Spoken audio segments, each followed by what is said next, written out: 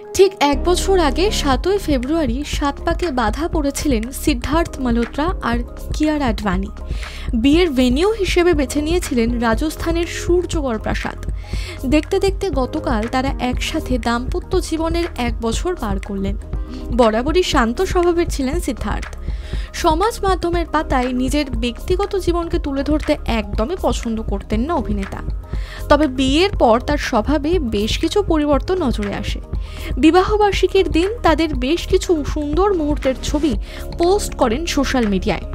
স্ত্রী কিয়ারার সাথে ঘোড়ার পিঠে চড়ে সূর্যাস্ত দেখার ছবি পোস্ট করে নিচে ক্যাপশনে লিখেছেন, আমার জীবনসঙ্গী হওয়ার জন্য ধন্যবাদ।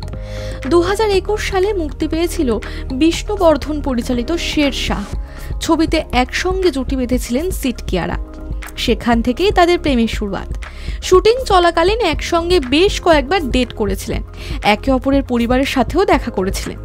পরে 2023 সালের 7ই ফেব্রুয়ারি দুই পরিবারের সম্মতিতে সাত পাকে বাধা পড়েন শেরশাহ জুটি। কিয়ারা প্রায়ই তার জীবনের রচনামচা সমাজ মাধ্যমে তুলে ধরেন, আর এবার সিডও বিবাহবার্ষিকীর বেশ কিছু মুহূর্ত শেয়ার করলেন ভক্তদের সাথে।